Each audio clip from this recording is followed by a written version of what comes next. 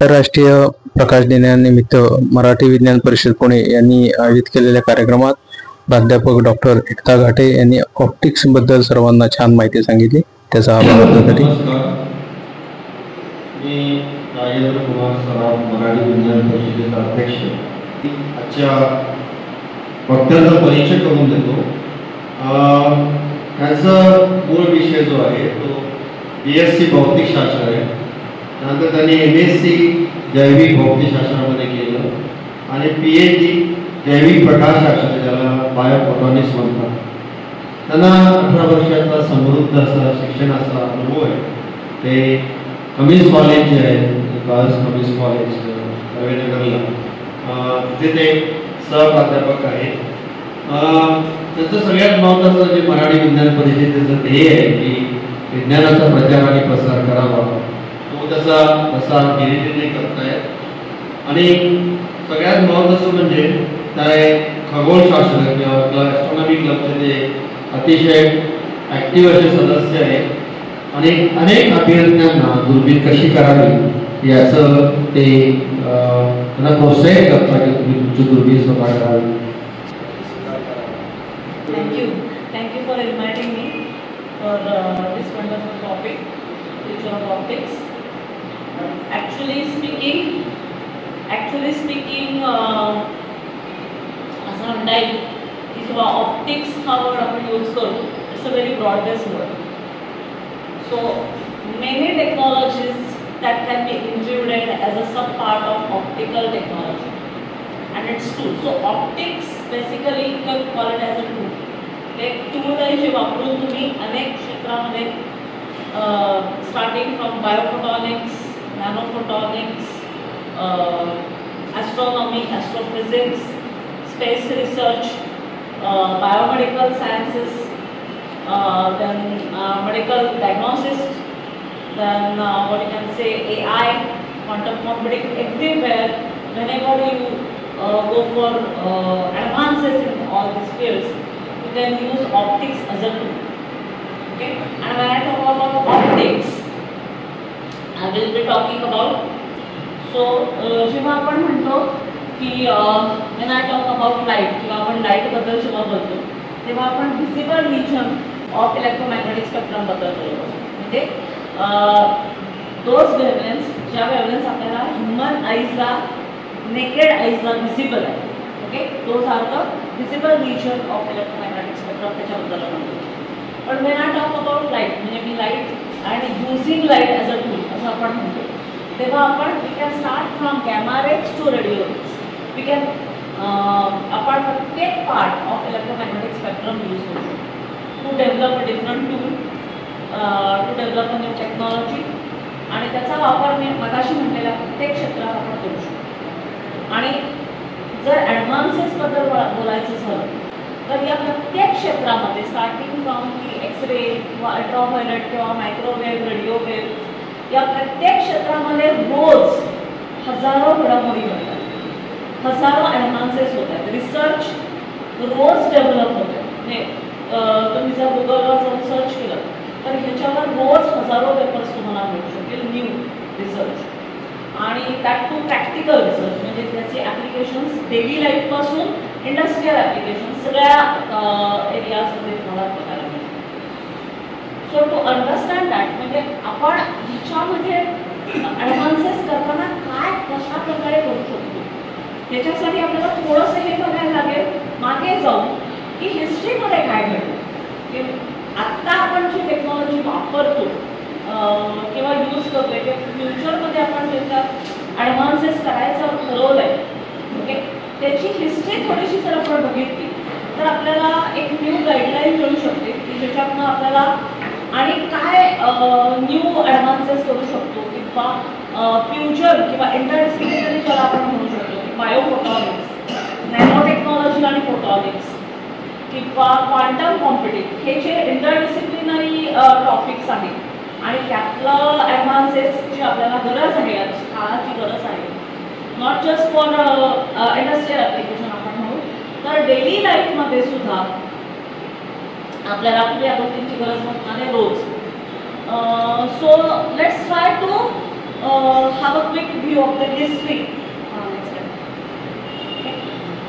तर आपण बघू शकतो इथे ओके मी स्टार्ट की लेन्सेस ज्या आता आपण जर तुम्ही साधा चष्मा बनवायला एखाद्या लेन्स कार्डच्या दुकानामध्ये गेला तर तुम्हाला प्रत्येक गोष्ट विचारायला जाते की तुम्हाला कुठल्या प्रकारचा चष्मा हवा आहे, तुम्हाला कॉम्प्युटरवर वापरायचा चष्मा हवा आहे का, तुम्हाला बाहेरचा बघायचा चष्मा हवा आहे, किंवा डे लाईट व्हिजन हवी आहे का, काय नाईट व्हिजन हवी आहे का, काय प्रकारचा चष्मा हवा आहे. आता तुम्ही फॅस्ट्रॅकची न्यू ॲड बघितली असेल की त्याच्यात स्मार्ट आयवेअर हे ऑलरेडी इंट्रोड्यूस आहे. ओके त्यामुळे लेन्सेस हा खूप ब्रॉडबेस्ट शब्द आहे. Lenses used in cameras, lenses used in telescopes, lenses used in eyewear. Everywhere there is a revolution being made. तर त्याची सुरुवात कुठे झाली तर की when we start using lenses as a camera or telescope, we have to first develop आपल्याला हे विचारात घ्यायला पाहिजे की त्या लेन्सेस कशा प्रकारची विजन देतात. म्हणजे how can say resolved vision, how accurate vision, how sharp vision is produce by using that set of lenses. मग त्याच्यासाठी प्रत्येक लेन्स जेव्हा आपण डिझाईन केली जाते त्याच्यासाठी आधी आपल्याला त्याचं ॲप्लिकेशन की तुम्हाला लांबचं बघायचा चष्मा हवा आहे तर काय प्रकारची लेन्स वापरायची, त्याचा रिफ्रॅक्टिव्ह इंडेक्स काय, त्याचा थिकनेस काय, त्याचा लेन्सचा डायमीटर काय, त्याची फोकल लेंथ काय, ह्या सगळ्या गोष्टी विचारायच्या. ओके आणि मग त्याप्रमाणे त्याचं ॲप्लिकेशन प्रमाणे त्याचं डिझाईन होतं. पण आत्ता जर तुम्ही बघितलं की तुम्ही ऐकलं असेल मे बी डेली लाईफमध्ये खूप ठिकाणी असं ऐकला फिश आय व्ह्यू लेन्सेस कॅमेरामध्ये. ओके म्हणजे काय की फिश आय व्ह्यू लेन्स म्हणजे जसं फिशला अंडर वॉटर स्विम करण्यासाठी फुल 360 डिग्री व्ह्यू लागतो तशा लेन्सेस कॅमेरामध्ये खूप आधीपासून वापरल्या गेलेल्या आहेत. डिजिटल कॅमेरा जे वापरणं सुरू केले आपल्याला तर त्या लेन्सेस वापरून तुम्हाला more panoramic view of a particular landscape किंवा एखाद्या ऑब्जेक्टचा मोर क्लिअर व्ह्यू तुम्हाला मिळू शकत होता किंवा अंडर वॉटर फोटोग्राफीसाठीही ते वापरलं गेलं. पण आता त्याच्यामध्ये फिश आयचं डिझाईन मिमिक करून मोर लाईफ लेन्स डेव्हलप करायचं तंत्रज्ञान ऑलरेडी अस्तित्वात आहे. ऑलरेडी त्याचं पेटंट घेतलेलं आहे काही कंपनीजने. So in maybe next few years that will be a reality की it will be as good as a fish eye view lens, correct fish eye view which is observed in. So nowadays खूप साऱ्या technology inspired by nature. मग for example not just fish eye view, eagle eye किंवा any other birds eye whose vision is more powerful than a human I. मग powerful आपण कुठल्या कॉन्टेक्समध्ये म्हणतो इथं तर how sharp image it can produce, how resolved image it can produce, how magnified image it can produce. For example if you are developing a lens, तुम्ही जर एखादा ऑप्टिकल मायक्रोस्कोप डिझाईन करताय आणि त्याच्यासाठी लेन्स डेव्हलप करताय तर तुमचं application काय की तुम्हाला एखादा मायक्रोब बघायचा आहे, एखादा बॅक्टेरिया बघायचा आहे, मग तुम्हाला 100x मॅग्निफिकेशन इनफ होतं. पण तुम्हाला जर एखादा नॅनो पार्टिकल बघायचा आहे किंवा तुम्हाला एखादा ॲटम बघायचा आहे तर तुम्हाला ऑप्टिकल मायक्रोस्कोप उपयोगाचा नाही आहे, त्याला तुम्हाला वेगळं ऑप्टिक्स वापरायला लागतं. ओके सो द लेन्सेस हा खूप ब्रॉडबेस्ट होतात. मग त्या ग्लास लेन्सेस आहेत किंवा बायोमिमिक लेन्सेस आहेत किंवा त्या मॅग्नेटिक लेन्सेस आहेत ॲज यू आर त्या यूज इन इलेक्ट्रॉन मायक्रोस्कोप. तर हे सगळे लेन्सेसमध्ये सो देन दुसरा लँडमार्क जो आला that was a theory group. त्याला 2 थिअरीज अस्तित्वात होत्या असं मी म्हणेन की one was a theory which was saying की light is acting as a wave. Light म्हणजे एक वेव्ह आहे आणि काही जण म्हणत होते नाही light is a particle. For example Newton was always saying light is behaving as a particle. But Wien quantum revolution टूक प्लेस तेव्हा पहिली क्रांती हीच झाली की हा पहिला शोध लागला असं मी म्हणेन that created a lot of revolutionary things की light is both. Sometimes it behaves as a particle, sometimes it behaves. So that theory created the word photon that we are writing. Photon म्हणजे काय? The particle of light असं त्याला म्हणतात. Okay, so sometimes we are dealing with light as a particle, sometimes we are dealing with light as a wave. मग ते कधी photon म्हणून वापरायचं आणि कधी ते वेव्ह म्हणून वापरायचं हे ज्याला कळलं त्याला ही टेक्नॉलॉजी कळली असं मी म्हणेन. आणि then we can use it for further application. So आत्ता जर तुम्ही म्हटला की फोटॉन हा बझवर्ड झाला, मग combine it with quantum it becomes quantum photonics or quantum optics. Combined it with biological material, it becomes biophotonics. Consider interaction of photons with living cells, animal cell असो, human cell असो, कुठली पण sale असो. त्या केसमध्ये ते म्हटलं जातं की laser tissue interaction, light tissue interaction. मग त्यातनं तर खूपच ॲडव्हान्स आहे. So it is all depends on how you want to look at it. Next please. Okay. मग light as a tool वापरून आपण काय करू शकतो? Starting from the space. जर तुम्ही just have a look at the image. तुम्हाला सगळे दिसतील from gamma rays to radio rays. मी तुम्हाला जसं म्हटलं की प्रत्येक region of electromagnetic spectrum चा उपयोग करून आपण observatory, आपण म्हणजे not we but all humankind have built many observatories, out of which Chandra and Hubble are very famous. What are those? These observatories are the probes of the universe. And ह्याच्यात अत्यंत high end optics वापरले, so that it can probe into any galaxy at your present time and it produces marvelous image. आणि त्यामुळे space research, astrophysical research, even the origin of Earth, the origin of any other galaxy हे शोधण्यासाठी खूप उपयोग होतो. आणि त्याच्यासाठी लागणाऱ्या ह्या ऑब्झर्वेटरीज या नुसतंच ऑप्टिक्स नाही वापरले गेले, तर त्याच्यात लेझर्स वापरले गेले, ऑप्टिकल फायबर्स वापरले गेलेले आहेत, त्याचा इंटरॅक्टिव्ह यूज केलेला आहे. सो दॅट असं मी म्हणेन की इंटिग्रेटेड टेक्नॉलॉजी पूर्णपणे त्याच्यात फोटॉन्स वापरले गेलेले आहेत. So in that case all together all these things produce such marvelous tools to probe into the universe. Next please. आता थोडंसं मी लाईट मॅटर इंटरॅक्शन बद्दल बोलते. तर light matter interaction is again a very काय म्हणता येईल ब्रॉड बेस्ड वर्ड. म्हणजे for example तुम्ही खूप आय सर्जरीजबद्दल ऐकलं असेल, not just cosmetic I surgeries पण ग्लॉकोमा, रेटिनल डिटॅचमेंट सर्जरी, कुठल्याही सर्जरी घ्या त्याच्या सगळ्या सर्जरीजमध्ये लेझर वापरला गेला आहे. आणि त्यामध्ये base of the research is this की लेझर टिश्यू इंटरॅक्शन मग ती किती पॉवरफुल आहे आणि त्यामुळे तुमचं ते tool of using laser as a cutting tool किंवा ड्रिलिंग टूल हे किती प्रिसाईज टूल डेव्हलप झालं हे खूप सगळ्यांना माहितीच आहे. पण त्याच्यामध्ये जेव्हा तुम्ही म्हणाल की लाईट मॅटर इंटरॅक्शन याचा ॲक्च्युअल इन्स्पिरेशन आपण नेचरकडून घेतला पाहिजे. म्हणजे फॉर एक्झाम्पल काय की जर बटरफ्लाय तुम्ही बघितलं की तर कॉमन माणसाला असं वाटू शकतं की बटरफ्लाय बघितल्यानंतर की त्याचे जे कलर्स आहेत ते सगळे कलर्स त्याच्यातल्या पिगमेंट्समुळे आहेत. पिकॉक घेतला, पॅरट घेतला किंवा बटरफ्लाय घेतला किंवा बिटल घेतला कुठलाही, त्यातले सगळे कलर्स हे त्यातल्या पिगमेंट्समुळे red colour, blue colour, yellow colour असं पिगमेंट आहे आणि म्हणून ते कलर्स दिसतात असं वाटू शकतं. इनफॅक्ट बऱ्याच कॉमन माणसांना वाटू शकतो. पण सायंटिस्टनी म्हणजे स्टार्ट विथ C.V. रामननी हा पहिल्यांदा शोध लावला की ॲक्च्युली हे सगळे जे कलर्स आहेत नेचरमध्ये most of their colours are physical colours. म्हणजेच काय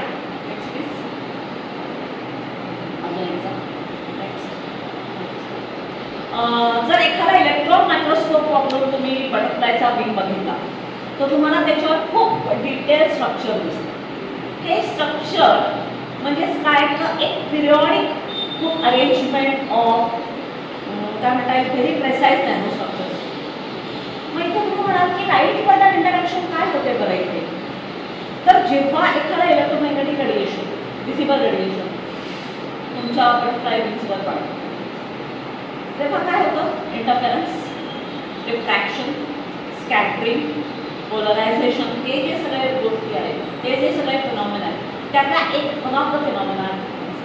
आणि त्यामुळे ते कलर्स हे फक्त आपल्या डोळ्याला दिसतात. ओरिजिनली ते कलर्स तिथे नाही, ते आपल्याला फक्त फिजिकल कलर्स.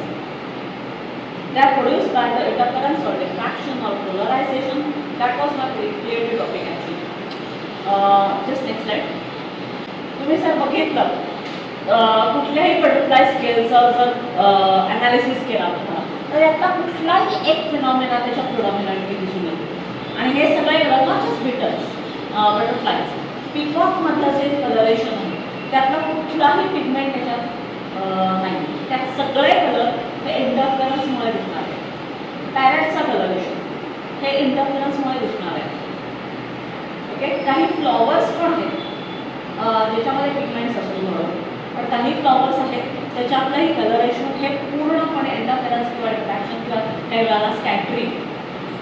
आता गंमत अशी आहे की ही जी लाईट मॅटर इंटरॅक्शन आहे ही तर डोळ्याला दिसते, ठीक आहे, डोळ्याला तो कलर दिसतोय, पण unless and you go into inside तुम्हाला त्याचं डिटेल स्ट्रक्चर बघण्यासाठी परत तुम्हाला ऑप्टिक्सच लागतं. म्हणजेच काय की मी जर साधा नॉर्मल ह्युमन आय घेतला तर त्याची रिझॉल्विंग पॉवर कधीच जास्त नाही. त्याला बटरफ्लाय दिसेल, बटरफ्लायचे विंग्स दिसतील, बटरफ्लायच्या विंगचा कलर दिसेल, पण तो कशामुळे होतो हे नक्कीच दिसणार. ओके, तर त्याच्यासाठी तुम्हाला हायर एंड मायक्रोस्कोप म्हणजेच इलेक्ट्रॉन मायक्रोस्कोप जो अनेक ठिकाणी बजवर्ड वापरला जात आहे. So electron microscope is another optical technology that can be use to probe into that. म्हणजेच काय की तुम्हाला नॅनो लेव्हलला बटरफ्लायचं स्ट्रक्चर कसं आहे, किती पिरियॉडिक आहे, तिथं इंटरफेरन्स कसा होतोय, तिथं रिफ्रॅक्शन कसं होतंय, तिथं स्कॅटरिंग किती होतंय, रिफ्लेक्ट किती लाईट होतोय, रिफ्रॅक्ट किती लाईट होतोय, हे सगळं जर बघायचं असेल तर तुम्हाला परत ऑप्टिक्सच लागणार. Okay, so to view optics in nature we also need optics. Okay, त्यामुळे बऱ्याच ठिकाणी ह्याचे ॲडव्हान्सेस. आणि आता तुम्ही म्हणाल की ओके इट इज हॅपनिंग की आहे बटरफ्लायला खूप कलर्स आहेत आणि ते खूप ब्युटिफुल कलर्स आहेत मे बी, आणि त्याच्यामध्ये फिजिक्स आहे maybe. Is it just that? तर नाही. Next please. तर तुम्ही आत्ता बघितलं म्हणजे all advances in the biophotonics research are based on this fact की काय की बटरफ्लाय स्केल जे मी आत्ता सांगितलं की ते नॅनो लेवलचे स्ट्रक्चर्स त्याच्यावर अवेलेबल आहेत आणि त्याच्यामुळे त्याच्यामध्ये कलर्स दिसतात. तर त्या काय म्हणता येईल की त्या स्ट्रक्चर्सचं मिमिक म्हणजे त्या स्ट्रक्चरचं duplicate production in the laboratory is possible now. Again with using optics. Okay. त्यामुळे हे स्ट्रक्चर्स काय करतात? All this things starting from day life की आता थँकफुली वॉर झालं नाही, पण वॉर झालं असेल किंवा वॉर चालू असेल किंवा मिलिटरी ॲप्लिकेशन झाली असेल तर कलर चेंजिंग क्लोथ्स किंवा कलर केमोफ्लाजिंग क्लोथ्स ही खूप काळाची गरज असू शकली असते. तर त्या केसमध्ये बटरफ्लाय स्केल आणि त्याचा मिमिक ह्याचा रिसर्च खूप effective. Not just that, photovoltaic research म्हणजे solar cells regarding research, nano technology regarding production of sensors किंवा production of different probes which are use to probe into the nano materials of any other class. या सगळ्या केसमध्ये तुम्हाला वापरायला लागेल की biomimic structures which are developed in the laboratory. Okay, so it is another big topic to talk about. Next please. Okay, तर आता आपण जर बायोफोटॉनिक्स म्हटलं की includes all this things. Biophotonic groups म्हणजेच काय? It also includes biophotonic waveguides, light generation म्हणजेच काय तर लाईट प्रोडक्शन. मग आता लाईट प्रोडक्शन हा परत खूप मोठा वर्ड आहे, ब्रॉडबेस वर्ड आहे. मग तुम्ही म्हणाल की लाईट प्रोडक्शन इन नेचर होतं का?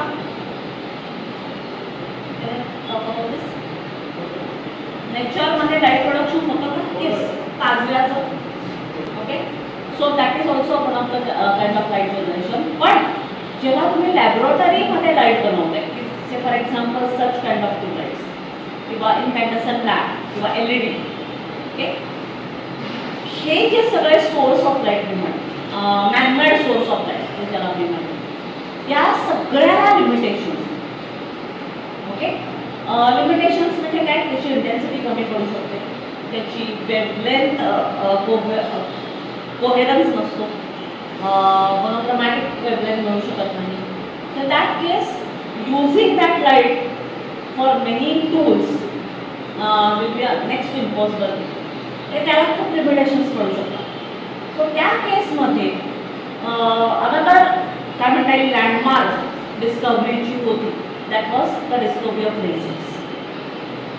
की लेझर्स वापरून आज जर तुम्ही बघितलं, यू जस्ट सर्च की लेझर्स अँड इट्स ॲप्लिकेशन्स म्हणलं few thousands few lakhs sites तुम्हाला दिसतील. Take a area and laser is not applicable in it, असा एकही area starting from daily life की laser printer, laser pointer to using laser. आता तुम्ही मध्येच ही न्यूज वाचली असेल कदाचित की laser can be use as a काय म्हणता येईल tool to or weapon to kill enemies. आणि Bharat is on the number 4 in the production of laser weapons. Okay, so starting from daily life application to the advances in technology सगळीकडे laser वापरला जातो. तर आता लेझरमध्ये आपण काय बघायचं? Next light generation. Next, okay, मग स्टार्टिंग फ्रॉम तुम्ही म्हणाल की ह्या लाईट्समध्ये ह्या सगळ्या कॅरेक्टरिस्टिक्स आहेत का? तर नाही. कुठलाही मॅनमेड सोर्स किंवा कुठलाही नॅचरल सोर्स ह्या कॅरेक्टरिस्टिक्स पडू शकत नाही. कुठल्या? Highly intense, highly monochromatic, highly energetic, highly monochromatic and highly coherent. या ज्या कॅरेक्टरिस्टिक्स लेझर बीमच्या आहेत या फक्त लेझर लाईटच देऊ शकतात. Highly directional, say for example मला एखादा वेपन म्हणून लेझर वापरायचं आणि वेपन मी असं डिझाईन करते की मी एनिमीचं एरोप्लेन किंवा एनिमीचा एखादा एरिया मला डिस्ट्रॉय करायचा. ओके, तर मला I should have that weapon so sharp, so directional की मी फक्त स्पेसिफिक एरियाज किल करते, स्पेसिफिक एरियाज डिस्ट्रॉय करते, बाकीचा सगळा एरिया अनइंटरप्टेड आहे. Okay, in that case laser इतकं शार्प आणि डिरेक्शनल टूल तुम्हाला मिळणार. त्यामुळे कुठलाही अदर लाईट, इनकॅन्डसन लाईट और ट्यूब लाईट और any other human made source does not have that power. हेच परत तुम्ही बघाल की लेझर, आपण मगाशीही बोललो की laser can be use in medical science, म्हणजे सर्जरी. आजकाल अनेक सर्जरीज फक्त लेझर वापरूनच होतात. मग कॉस्मॅटिक सर्जरी असो, त्याच्यानंतर तुम्ही म्हणाल की आय सर्जरी असो किंवा एनी अदर रोबोटिक सर्जरी असो. तर त्या केसमध्ये लेझर हाच सगळ्यात जास्त इफेक्टिव्ह ठरतो. परत का? तर कमी वेळात तुम्हाला हायेस्ट एफिशियंट रिझल्ट.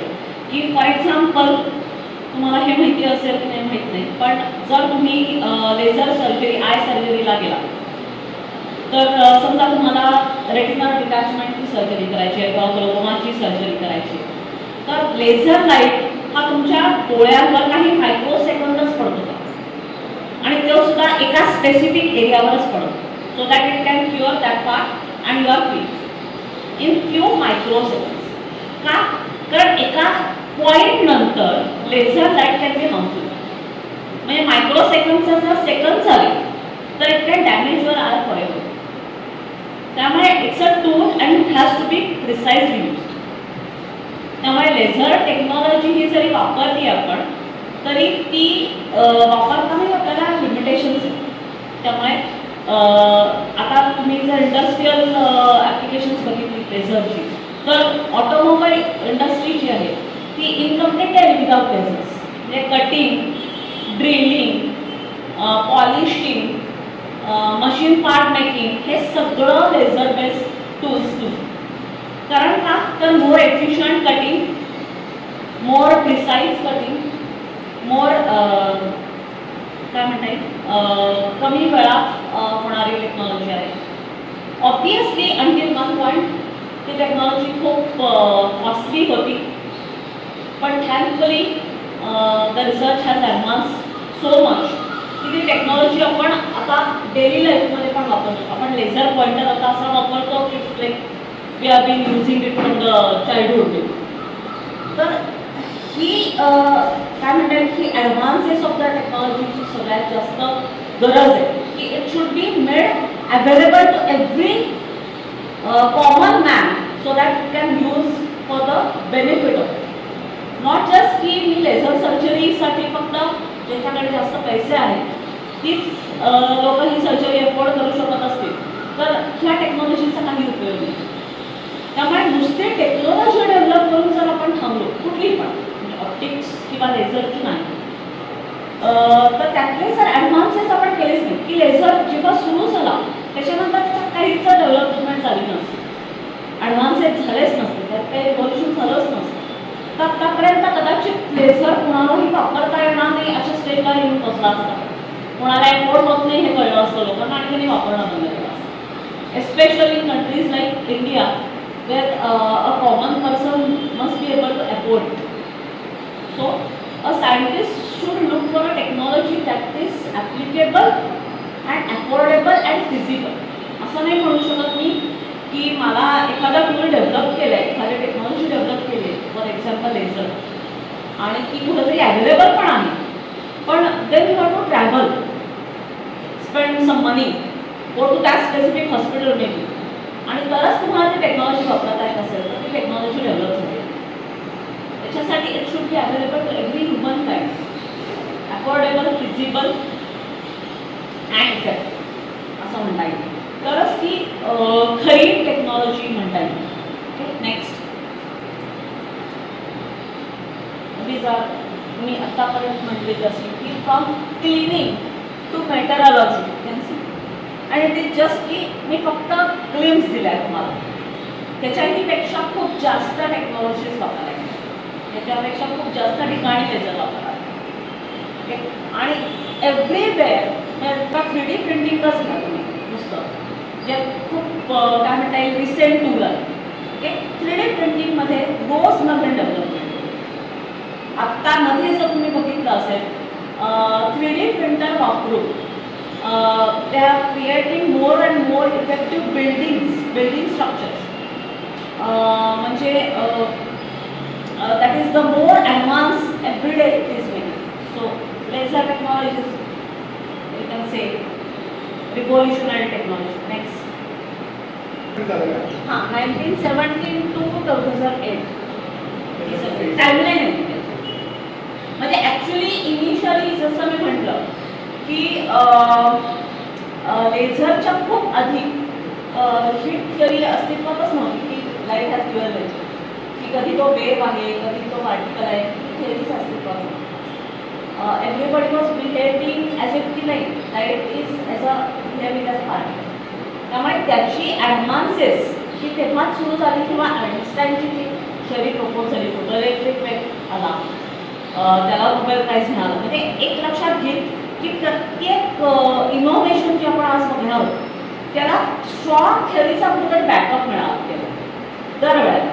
मग तो आइन्स्टाईनकडनं मिळालेला असो किंवा श्रोडिंगरकडनं मिळालेला असो किंवा अनेक C.H. टर्म्सकडनं मिळालेला असो. त्यामुळे थेरॉटिकल बॅकअप शिवाय कुठलीही टेक्नॉलॉजी अस्तित्वात येत नाही किंवा आली तरी ते टिकत नाही आणि मग त्याच्यात ॲडव्हान्सेस होते. कारण मग ती थिअरी तिथंच डेड होतं मग त्याची ॲप्लिकेशन चालू होतं. आणि आता आपण असं बघतोय की पुढे आता आपण इथंच थांबलेलं नाही आहे. लेझर तर वापरतो नाही, इंडियनच्या लेझर तर आपण कुठेतरी वापरतोच आहे, पण आता लेझर विथ अदर टूल्स जे आपण मी नंतर बोलणार आहे ही अजून एक खूप फॅसिनेटिंग टेक्नॉलॉजी. आता आपल्याला we are always surrounded by wires, आपण असं म्हणतो we are all wired up. कारण का तर आपण काय म्हणता येईल की कम्युनिकेशनच्या जगात प्रत्येकाकडे असेल फोन, त्याच्यामध्ये कॉम्पिटिशन आहे, माझा 2Gचा आहे का 3Gचा आहे का 4Gचा आहे का 5Gचा आहे, आणि somewhere in the world they are trying to develop 6G 7G 8G phone. म्हणजेच काय की प्रत्येकाला हे आहे की माझ्याकडे जो डेटा आहे, माझ्याकडे जी इन्फॉर्मेशन आहे ती किती व्हायटल इन्फॉर्मेशन आहे की नाही मला माहिती नाही, पण ती मला across the town, across the continent, across the country पाठवायची, आणि ती किती फास्ट पाठवू शकते, किती सिक्युअर्ड फॉर्ममध्ये पाठवू शकते, आणि काय म्हणता येईल किती एफिशियंटली पाठवू शकते आणि किती फिजिबली पाठवू शकते, हे सगळ्या गोष्टीवर विचार केला पाहिजे. मोबाईल फोन तुम्हाला माहितीच आहे, मोबाईल फोन जेव्हा अस्तित्वात आला तेव्हा ही अफोर्डेबल टेक्नॉलॉजी नव्हतीच. आता एव्हरीवन कॅन यूज इट, पण that was possible because of the fibre optic technology. म्हणजेच काय की आता आतापर्यंत आपण लाईट जनरेशन बद्दल बोललो, लेझर बद्दल बोललो, लाईट जनरेशन, पण आता मी काय करते तर फायबर ऑप्टिक करून लाईटला गाईड करते, लाईटला ॲज अ टूल वापरते. म्हणजे एका पॉईंटपासून दुसऱ्या पॉईंटपर्यंत इन्फॉर्मेशन पाठवायला मी परत लाईट वापरते, आणि तो कसा वापरते तर ऑप्टिकल फायबर करून वापरते. ऑप्टिकल फायबर जर म्हटला तुम्ही तर optical fibre works on the technology of total internal interference. पण आत्ता जर तुम्ही बघितलं it is not just limited to telecommunication, medical imaging, military and research and development. म्हणजे प्रत्येक फील्डमध्ये परत मी सांगेन की लेझर टेक्नॉलॉजी ही किती ॲडव्हान्स होती की फायबर ऑप्टिक्स इनिशियली फक्त टेलिकम्युनिकेशनसाठी डेव्हलप झालं. म्हणजे तुम्ही ऐकलं असेल ट्रान्स अटलांटिक केबल, जे आज वर्ल्ड वाईड नेटवर्क आहे to connect two continents, okay, for internet. पण आता at present fibre optics plus laser is a very powerful. म्हणजे व्हॉट यू कॅन से तुम्हाला फॉर एक्झाम्पल मेडिकल डायग्नॉसिसमध्ये म्हणलं तर त्याच्या इतका पॉवरफुल टूल नाही आपण पुढे करणार. सो दोन टेक्नॉलॉजी, दोन सेपरेटली डिझाईन टेक्नॉलॉजीज, म्हणजे ऑप्टिकल फायबर ही वेगळी टेक्नॉलॉजी डेव्हलप झालेली, लेझर ही टोटली वेगळी टेक्नॉलॉजी डेव्हलप झालेली, दोन्हीमध्ये फिजिक्स हा बेस आहे एवढंच. पण आता त्या दोन टेक्नॉलॉजी आपण कंबाईन करतोय. आपण लेन्सेसची ॲडव्हान्सेस डेव्हलप करतो, आणि हे सगळं वापरून रोज एक नवीन पॉवरफुल डेली लाईफ टूल मिळते आपल्याला, किंवा आपल्याला मेडिकल ॲडव्हान्सेस टूल मिळते किंवा रिसर्च टूल मिळते. And it is fastly growing every day. May be अजून 10 दिवसांनी याच्यात एक नवीन टेक्नॉलॉजी डेव्हलप झाली. So it is as fast as it can talk about. Next आता आपण बायोफोटॉनिक्सबद्दल जेव्हा मी शिकूया, तर आता बायोफोटॉनिक्स परत मी म्हणेन की हा खूप ब्रॉडबेस वर्ड आहे. ब्रॉडबेस वर्ड म्हणजे की इनिशियली मी जेव्हा तुम्हाला म्हटलं की light matter interaction is nothing but biophotonics. Okay, मग त्या केसमध्ये इनिशियली मी फक्त तुम्हाला interaction of electromagnetic radiation with butterfly scale किंवा पीकॉक फिगर्स किंवा विक्टर्स ह्याबद्दल बोललो. आणि आय सेड की this is the way in which light is produced in nature. पण जर by using biomimicry, by using biomimic technique तुम्ही सेम स्ट्रक्चर लॅबोरेटरीमध्ये डेव्हलप केलं आणि ते स्ट्रक्चर डेव्हलप करून लाईट मॅटर इंटरॅक्शन लॅबमध्ये घडवलं, तर त्याच्यातनं काय काय घडू शकतं. It is a so power, म्हणजे त्याच्या इतकं पॉवरफुल टूल आत्ता मी म्हणेन बायोफोटॉनिक्समध्ये आत्ता जी करंट स्टेज आहे ज्याच्याबद्दल मी आत्ता बोलणार आहे, त्याच्या इतकं पॉवरफुल टूल कुठलंही आत्तापर्यंत डेव्हलप झालं नव्हतं असं की. Next slide please. तुम्ही जर बघितलं from biomedical research clinical procedure म्हणजे तुम्हाला मेडिकल डायग्नोस्टिक्स पण येतो आणि काही क्लिनिकल प्रोसिजर्स पण येतात. डेंटिस्ट्री जे डेंटल ऑपरेशन्स येतात, त्याच्यानंतर ड्रग डेव्हलपमेंट म्हणजे ड्रग डिझाईन आणि ड्रग डेव्हलपमेंट याच्याबद्दल आपण खूप ऐकलं. कधी तर करोनाच्या काळामध्ये. तर करोना काळामध्ये या गोष्टीबद्दल कुठलं आपण ऐकत होतो, पण जेव्हा ड्रग डेव्हलप होत नाही, नॉट जस्ट करोनाचं ड्रग किंवा कुठलाही व्हॅक्सिन जेव्हा डेव्हलप होतं त्याच्यामध्ये प्रचंड 10 ते 12 वर्षाच्या कंटिन्युअस रिसर्च, पण तो रिसर्च आता खूप काय म्हणता येईल, इझी नाही म्हणता येणार, इझी हा वर्ड नाही वापरणार, पण थोडासा मोर इफेक्टिव्ह झाला आहे किंवा कमी वेळात जास्त रिझल्ट. म्हणजे आपण कोरोना काळाचं परत एक्झाम्पल घेऊ की आपल्याकडे खरंच डेडलाईन होती तेव्हा. जर आपण वॅक्सिन त्या काळात डेव्हलप केलं नसतं तर गॉड नोज की वर्ल्डचं पॉप्युलेशन आज काय असतं. तर त्यावेळेला आपण जर म्हणू शकलो असतो मी 2 वर्ष फक्त रिसर्चला घेते, मग 2 वर्ष ड्रगच्या टेस्टिंगला घेते, मग 2 वर्ष मी त्याच्यावर रिसर्च अजून करते, तर मग खूप अवघड झालं नसतं, तर अशक्य झालं असतं असं म्हणतो. पण आता बायोफोटॉनिक्समुळे आपल्याला हा रिसर्च स्पीडअप करणं थोडासा इझी झालं. हां, तर त्या केसमध्ये आपण काय करतोय किंवा नॉट जस्ट दॅट, फूड सेफ्टीमध्ये म्हणजे आता काय म्हणता येईल की मध्ये खूप ठिकाणी असं आढळून आलं होतं की फूडमध्ये artificial colours, artificial sweetener, artificial ingredients वापरून किंवा पनीर पण आर्टिफिशियल डेव्हलप करतात आणि which can be very hazardous. मग त्याच्यामध्ये बायोकेमिकल रिॲक्शन्स ज्या होत आहेत त्या प्रूव्ह करणं शक्य आहे का बायोमेडिकल रिसर्च वापरून किंवा बायोफोटॉनिक्स वापरून? तर द आन्सर इज किंवा फॉर एक्झाम्पल हेही सगळं बाजूला ठेवूया. आता परत इलेक्ट्रिक व्हेकल्स हा खूप बझवर्ड आहे सगळीकडे आणि त्यामुळे सोलार सेल्स आणि त्याचा यूज हा परत बझवर्ड बघतोय आणि आपल्याला हे कॉमन माणसालाही माहिती आहे की solar cell you can use in area where there is ample of sunlight. म्हणजे डे लाईटमध्येच तुम्ही वापरू शकता, म्हणजे त्याला लिमिटेशन्स आहेत. जरी आपल्याकडे सेमीकंडक्टर मिशन डेव्हलप होते तरी सेमीकंडक्टरच्या यूजला सुद्धा लिमिटेशन्स आहेत आपल्याकडे. सो त्या केसमध्ये आपण असं बघतोय म्हणजे all the countries are trying that की अशी काहीतरी टेक्नॉलॉजी युजिंग बायोफोटॉनिक्स वापरता येईल का की ज्याच्यामध्ये लाईट हार्वेस्टिंग करता येईल. म्हणजे सनलाईट जो डे लाईटमध्ये मिळतो तो मी स्टोअर करून घेऊ शकेल आणि मी तो इतर वेळेला जेव्हा लाईट अवेलेबल नाही, जेव्हा सनलाईट अवेलेबल नाही तेव्हा यूज करेल किंवा मी फक्त रात्री यूज करू शकेल किंवा कमी डे लाईटच्या केसमध्ये सुद्धा मॅक्झिमम एफिशियंटली सोलर सेल वापरतो. म्हणजे इन शॉर्ट सोलर सेलची एफिशियन्सी जर मला वाढवायची 100% होणार नाही, पण आता आहे अगदीच कमी 23%, तर ती जर मला वाढवायची तर बायोफोटॉनिक्स सारखा परत दुसरा कुठलंच टूल आपल्याकडे आत्ता तरी अवेलेबल आहे आणि त्याचा ॲडव्हान्सेस ऑलरेडी काही कंट्रीजनी ऑलरेडी केलेला आहे आणि त्या ऑलरेडी डेव्हलपिंग दोन सोलार सेल्स जी ज्या रात्री पण वापरू शकते किंवा लाईट हार्वेस्टिंग म्हणून पण वापरता येईल.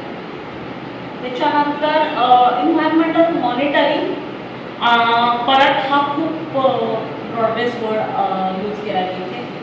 म्हणजेच काय की इन्व्हायरमेंटमध्ये काही केसमध्ये खूप ड्रास्टिक चेंजेस होतात काही एरियाजमध्ये आणि that is affecting our daily life, weather, monsoon prediction, everything. आणि that accounts for many other aspects की ॲग्रिकल्चर डेव्हलपमेंटमध्ये किंवा क्रॉपच्या ग्रोथमध्ये किंवा फूडच्या ग्रोथमध्ये त्या किंवा मायक्रोबच्या ग्रोथमध्ये जी नको आहे आपल्याला अनवॉन्टेड ग्रोथ आहे मायक्रोबची, ती टाळण्यासाठी आपल्याला काय एन्व्हायरमेंटमध्ये मॉनिटरिंग करायला लागेल हेही परत बायोफोटॉनिक रिसर्चनेच होते.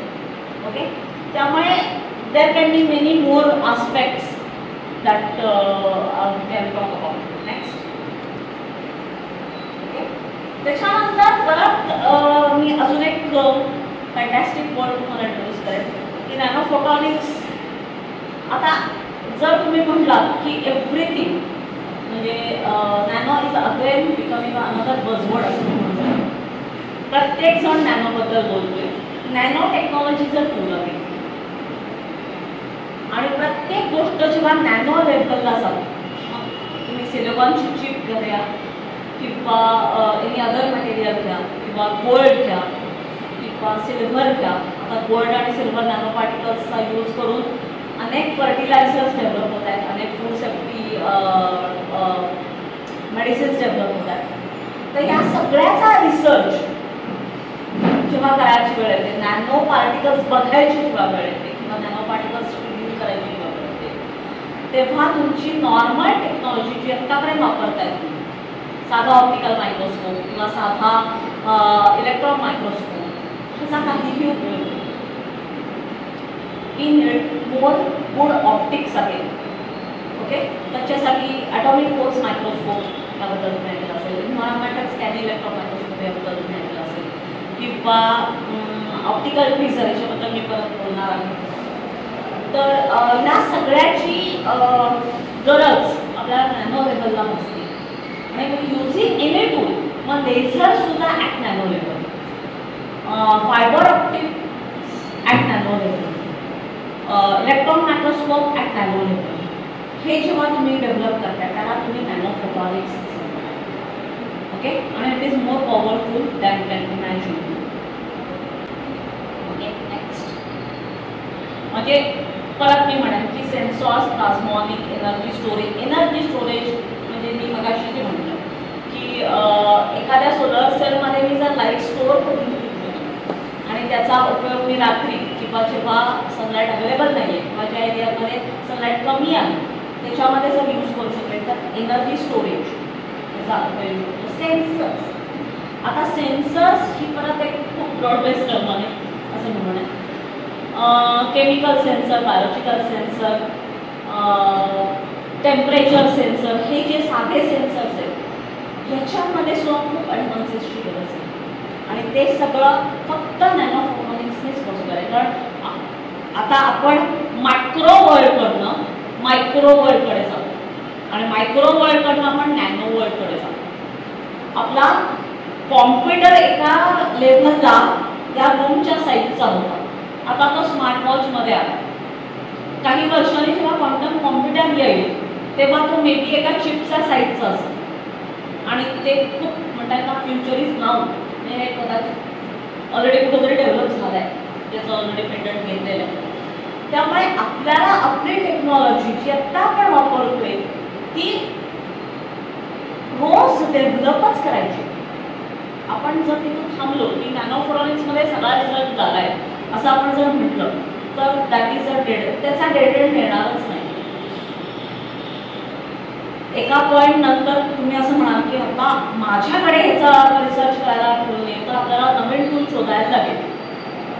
नवीन टूल शोधून नवीन टेक्नॉलॉजी काढून ती परत नवीन प्रॉब्लेम्सला डील करण्यासाठी आपल्याला वापरायला लागेल. से फॉर एक्झाम्पल अगेन मी कोरोनाचं एक्झाम्पल दिली. कोरोना येईपर्यंत नॅशनल इन्स्टिट्यूट ऑफ व्हायरॉलॉजी जी आपल्याकडची पुण्यातली प्रथितयश संस्था म्हणू शकतो आणि त्याच्यामध्ये अनेक सायंटिस्ट अनेक लेवलचे व्हायरसेस हँडल करून झालेले आहेत आणि त्याच्यावरचं मेडिसिन अवेलेबल आहे आपल्याकडे. आणि आपण we were happy to announce that की we are doing well biomedical research. पण तो जो सगळा बेस होता तो एक दिवस पण लागला नाही घालायला. तो एक दिवस पण पुरला सगळं नॉलेज शेप ऑफ करायला. आणि त्यावेळेला जर आपण बायोमेडिकल रिसर्च वापरला नसता किंवा बायोफोटॉनिक्स वापरला नसतं किंवा नॅनो फोटॉनिक्स वापरला नसतं, थँकफुली आपल्याकडे तो साईड बाय साईड डेव्हलप होईल. आपल्याकडे तो रिसर्च मे बी स्मॉल लेवलला चालू होता पण चालू होता.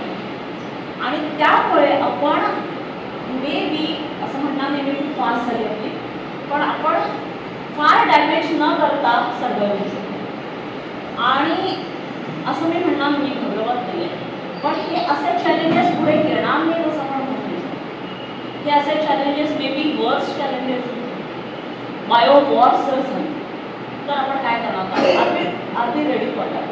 आपण नुसतं मिलिटरी लेव्हलला रेडी राहून नाही चालणार की आपले न्यूक्लिअर वेपन्स किती शार्प आहेत आणि आपल्याकडे किती मिसाईल्स आहेत आणि आपल्याकडे किती एअरक्राफ्ट आहेत हे फक्त बोलून नाही चालणार आहे. तर आपला सायंटिस्ट किती टूल्स डेव्हलप करतात रोज आणि ती किती अप्लाय करतात रोज आणि त्याचा किती व्हॅलिड डेटा आपल्याकडे अवेलेबल आहे ते आपल्याला तपासणं खूप गरजेचं आहे. वॉर थँकफुली झालं नाही, पण ते झालं असतं तर ते कुठल्या फॉर्मला गेलं असतं. ते बायोवॉर झालंच असतं का? ते कुठल्या लेवलला डॅमेज करू शकलं असतं. तो नुसता डॅमेज कंट्रोल आपल्याला गरजेचा नाही, तर त्या वॉरच्या स्टेटमधनं बाहेर यायलाही परत आपल्याला टेक्नॉलॉजी लागणार. आणि ती टेक्नॉलॉजी आपण त्यावेळेला जर डेव्हलप करायला देतो तर कदाचित खूप लेट झालेला असतं. त्यामुळे या सगळ्या टेक्नॉलॉजीज कंटिन्युअसली डेव्हलपमेंटमध्ये राहिले आहेत थँकफुली. त्यामुळे we are able to survive. त्यामुळे आता प्रत्येक रिसर्च हा मी माझ्या स्टुडंट्सलाही हे सांगते नेहमी की तुम्ही कुठल्याही गोष्टीकडे फिजिक्स आहे, केमिस्ट्री आहे, बायोलॉजी आहे, इलेक्ट्रॉनिक्स आहे असं बघूच नका. कारण तुम्ही नॅनो फोटॉनिक्स जेव्हा म्हणताय तेव्हा तुम्हाला नॅनो टेक्नॉलॉजी पण लागणार आहे, तुम्हाला फिजिक्स पण लागणार आहे, तुम्हाला केमिस्ट्री पण लागणार आहे, तुम्हाला बायोलॉजी पण लागणार आहे आणि तुम्हाला इन्स्ट्रुमेंटेशन पण लागणार आहे, तुम्हाला इंजिनियर्स पण लागणार आहे, तुम्हाला रिसर्चर्स पण लागणार आहे. त्यामुळे आपण सायन्स आणि टेक्नॉलॉजी करतोय असं आपण नेहमी म्हणायला पाहिजे. आपण फिजिक्स करतोय किंवा केमिस्ट्री करतोय असं. जेव्हा मी माझा रिसर्च करत होते, मी माझा रिसर्च हा बटरफ्लाईजवरच केला आहे. बटरफ्लाईज आणि त्याचे कलर्स आणि त्याचा ॲनालिसिस. आणि मला मी माझ्या फिजिक्स डिपार्टमेंट युनिव्हर्सिटी ऑफ पुण्यामध्ये रजिस्टर आणि इनिशियली मी अशीच हॅपी होते की नाही माझ्याकडे ते इलेक्ट्रॉन मायक्रोस्कोप आहे, इलेक्ट्रॉन मायक्रोस्कोप वापरून मी बटरफ्लायचे विंग्स बघू शकेन आणि मला त्याच्याबद्दल सगळं माहिती आहे आणि मी 3 वर्षात माझी PhD संपवू शकते असा मला खोटा आत्मविश्वास होता. पण मला जेव्हा सुरू केलं ॲक्च्युअली बटरफ्लायज बघायला मी सुरुवात केली तेव्हा मला मी नॉट लाईन दिसणार पण मला प्रत्येक बटरफ्लायसाठी वेगळ्या प्रकारचा मायक्रोस्कोप लागला आणि त्याच्यासाठी मला अक्रॉस द इंडिया अनेक इन्स्टिट्यूट्सला जायला लागलं. मला IIT बॉम्बेला जायला लागलं, मला IIScला जायला लागलं, मला IISerला जायला लागलं, मला PIFRला जायला लागलं. प्रत्येक ठिकाणी वेगळा मायक्रोस्कोप होता आणि प्रत्येक butterfly was showing me some difference. म्हणजे ऑप्टिक्स हे या लेवलला डेव्हलप झालंय की take a different nature. Nature is so amazing की त्याच्यात कोप करण्यासाठी तुम्हाला काय लागेल ते तुम्हाला इन्फॉर्मेशन अशी नाही. तुम्हाला you be ready to be surprise every day. आणि अक्षरशः मी I have used almost 15 different microscopes to develop a research of 5 years. आणि त्या केसमध्ये सुद्धा परत तो डेटा जो मला मिळाला तो प्रोसेस करायलाही मला खूप टेक्नॉलॉजी लागते आणि परत फिजिक्सही लागत होतं, केमिस्ट्री लागत होतं, बायोलॉजी लागत होतं आणि ती वापरून जर मला पुढे काही करायचं की मला त्याचा मी काय करायचं तर मला सगळी टेक्नॉलॉजी लागते. So it is all biophotonics and mathematics at every stage. Okay, so it is microscopy आता तुम्ही मी जस्ट एक ग्लिम्स देते तुम्हाला फक्त की ह्युमन आय, लाईट मायक्रोस्कोप, नॅनोस्कोप आणि इलेक्ट्रॉन मायक्रोस्कोप ह्याच्यात सगळ्यात जास्त महत्त्वाचा फरक काय दिसतो तुम्हाला? का बरं मला ह्युमन आयला फक्त बटरफ्लायच दिसतंय, त्याच्यातले कलर्स का होत आहेत हे नाही दिसत आहे किंवा ऑप्टिकल मायक्रोस्कोप वापरून मला त्याच्यात काय होतं हे नाही दिसत आहे, मला नॅनोस्कोपच लागतोय. का बरं? कारण झूमिंग, मॅग्निफाईंग पॉवर, रिझॉल्विंग पॉवर. ओके, त्यामुळे जेव्हा तुम्ही मायक्रोस्कोपचं ऑप्टिक्स डेव्हलप करताय तेव्हा हे सगळे ॲडव्हान्सेस लक्षात घ्यायला पाहिजे. आणि अगेन इलेक्ट्रॉन मायक्रोस्कोप आत्ता जो अवेलेबल आहे बाजारात, जो मी आत्ता वापरला recent. Okay, I don't know की तुम्ही किती टेक्निकल नॉलेज याबद्दल आहे, पण इलेक्ट्रॉन मायक्रोस्कोप म्हणजे काय? तर इलेक्ट्रॉन मायक्रोस्कोप म्हणजे इलेक्ट्रॉन बीम एम्प्लॉय केली to view a nano size of. Okay, तर इलेक्ट्रॉन बीम कशी एम्प्लॉय करायची ह्याच्यासाठी ऑप्टिक्स वापरलं गेलेलं आहे. तर इलेक्ट्रॉन मायक्रोस्कोप मध्ये एखादा गोष्ट बघायची असेल तर त्याला एका विशिष्ट प्रकारे कोटिंग करायला लागतं. मग प्लॅटिनमचं कोटिंग किंवा गोल्डचं कोटिंग किंवा सिल्वरचं कोटिंग आणि तरच ती गोष्ट व्हिजिबल असते. पण आता असा मायक्रोस्कोप यूज केला आहे इलेक्ट्रॉन मायक्रोस्कोप की तुम्हाला कुठल्याही कोटिंगची गरज नाही. तुम्ही directly use a butterfly, view it under electron microscope and get a result. Technology वापरून तुम्ही ह्या लेवलला आतापर्यंत पोहोचू शकता. You started from human eye, okay, and now you have reached the electron microscope that you can just employ and use it. यातनं काय झालं? 2 गोष्टी झाल्या. रिसर्च स्पीडअप झाला आणि दुसरी गोष्ट रिसर्च मोर व्हॅल्युएबल आला, कमी वेळात आला आणि मोर प्रिसाईज झाला. Any research, not just nanotechnology research. Next very important tool optical trapping किंवा ऑप्टिकल ट्विझर जर तुम्ही बघितलं आय थिंक 2018 का 19 मला exactly very bad in history, पण त्याचं नोबेल प्राईज हे ऑप्टिकल ट्रॅपिंगला मिळालेलं आहे, ऑप्टिकल ट्विझरला मिळालेलं आहे. तर ऑप्टिकल ट्विझर म्हणजे काय करत लेझर टेक्नॉलॉजी वापरली, म्हणजे किती सुंदर टेक्नॉलॉजी डेव्हलप झालेली होती की समजा मला हवं आहे की एखादा DNA घेतलाय आणि मला त्या DNAचा पूर्ण अभ्यास करायचा आहे, DNAच्या प्रत्येक स्ट्रँडचा अभ्यास करायचा आहे, किंवा एखादा मॅक्रोमॉलिक्यूल आहे आणि मला त्याचा पूर्ण अभ्यास करायचा आहे, एखादा नॅनो पार्टिकल आणि एखाद्या सेलची इंटरॅक्शन बघायची, इतका डिटेल रिसर्च जर मला करायचा आहे तर माझ्याकडे तोपर्यंत दुसरं कुठलंही टूल नाही. मी त्याची बायोकेमिस्ट्री बघू शकत होते, मी त्याची फिजिक्स बघू शकत होते, पण मला नॅनो लेवलला एका सेल आणि नॅनो पार्टिकलचं इंटरॅक्शन कशी होते हे बघायचं माझ्याकडे कुठलंही टूल नाही. आता हे तुम्ही म्हणाल हे कशासाठी लागतं? Drug development. एखादा ड्रग जेव्हा तुम्ही डेव्हलप करताय तो मॉलिक्युलर लेवलला एखाद्या ह्युमन सेलमध्ये कसा काम करणार आहे हे बघणं फार गरजेचं. So that is human cell and nano particle interaction. मग ते इंटरॅक्शन बघताना परत कसं बघणार तर दॅट इज ऑप्टिकल ट्रॅपिंग किंवा ऑप्टिकल ट्विझर. ऑप्टिकल ट्विझर म्हणजे काय तर 2 किंवा 1 लेझर बीम घेतली जाते. ओके, आणि ट्विझर म्हणजे काय, तुम्ही जर सीझर बघितलं, सीझरचे जो 2 आर्म्स असतात तशा तुमच्या 2 लेझर बीम्स आहेत. ओके, आणि त्यामुळे you can track a nano particle or a cell or a single strand of DNA between these 2 arms of lasers, आणि तुम्ही त्यांना होल्ड ऑन करू शकता, ट्रॅक करू शकता for few microseconds without damaging it.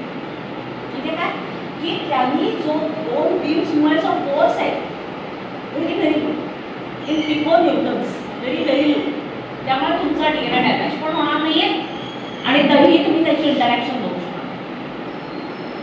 ह्या लेव्हलला रिसर्च होऊन पोहोचला आहे ऑलरेडी, आणि that has speed up our knowledge interaction between laser and tissue interaction, त्याच्यानंतर laser cell interaction, laser nanoparticle interaction, anything that can be studied. Okay, and we can develop new tools, new drugs, new devices, new technologies every day, combine new technologies and use them for betterment of the future. So what is the future now? Next. Okay. So this is your optical trap. Next. So what is the future? Okay. So biomedical imaging हे जर तुम्ही परत search केलं तर तुम्हाला आतापर्यंत काय advances मिळतील सांगू शकाल का? आत्ता तुम्ही जर बघितलं आपण 2 एरियामध्ये डिवाइड करूया बायो मेडिकल रिसर्च, की एक तर डायग्नोसिस ऑफ अ डिसीज आणि मग त्याची ट्रीटमेंट. मग ट्रीटमेंटमध्ये मला 2 टाईप्स येतील, एक ड्रग ओरिएंटेड ट्रीटमेंट आणि ऑपरेटिव्ह ट्रीटमेंट. आता या सगळ्या लेव्हलला परत रोज ॲडव्हान्सेस होतात, म्हणजे डिटेक्शन ऑफ द डिसीज. आता असे नॅनो रोबोट्स तयार झालेले आहेत. ओके, IISc बँगलोरचे जर वेबपेज बघितलं तर त्याच्या BEd स्टुडंट्सने डेव्हलप केले नॅनो रोबोट्स. ते तुम्हाला ह्युमन बॉडीमध्ये आत टाकू शकतात आणि can track them from outside using nano technology. आणि तुमच्या स्पेसिफिक एरियामधल्या स्पेसिफिक पार्टमध्ये काय डॅमेज आहे ते तुम्ही बाहेर बसून बघू शकता without damaging other good cells. त्यामुळे फास्ट डायग्नोसिस आहे. एकदा डायग्नोसिस झाल्यावर त्याची ट्रीटमेंटसाठी परत लेझर वापरला गेलेला आहे. ट्युमर आहे किंवा डेंटिस्ट्री आहे किंवा आय सर्जरी आहे, त्यात खूप सारी कॉम्प्लिकेशन्स असतात, पण त्याच्यामध्ये laser is another tool again optics.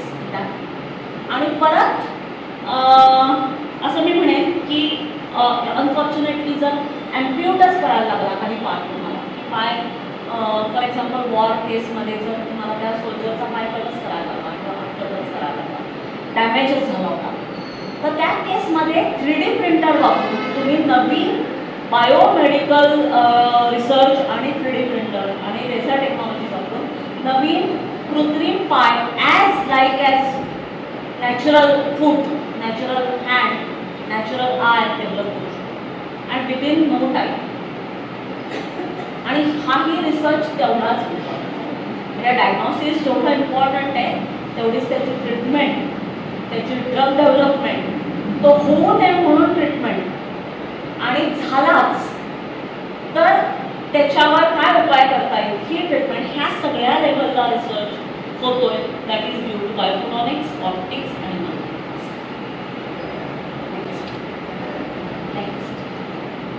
ह्याच्याबद्दल मी थोडंसं आधीच बोलले होते.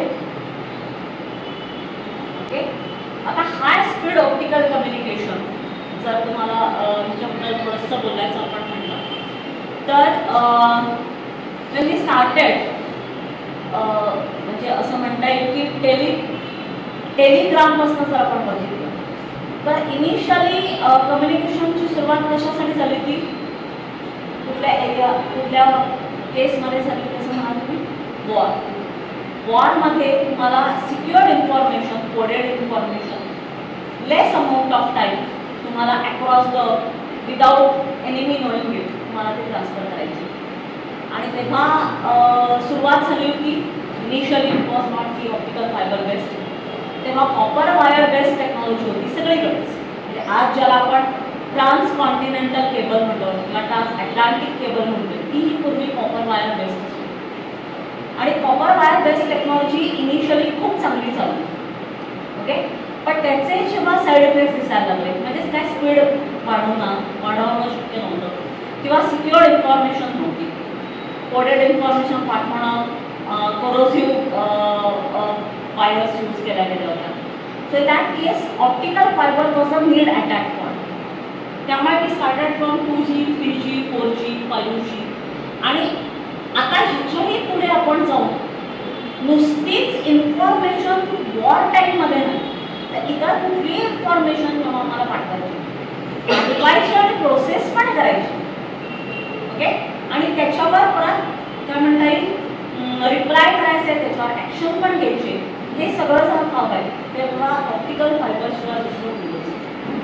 त्यामुळे ऑप्टिकल फायबर आत्ता जो अवेलेबल आहे त्याच्यात खूप ॲडव्हान्सेस अजून होणं एक्सपेक्टेड आहे कारण त्यालाही लिमिटेशन्स आहेत. Obviously it is more powerful than a copper wire, पण त्याच्यातही खूप ॲडव्हान्सेस होण्याची गरज आहे आणि ती फक्त बायोफोटॉनिक्स किंवा नॅनोफोटॉनिक्स रिसर्च वापरूनच possible as far as I know. आणि let's see how we can develop these tools further for the betterment of not just humankind, animals also, and nature as a whole. So we can use the technology for the benefit of Earth that we can see.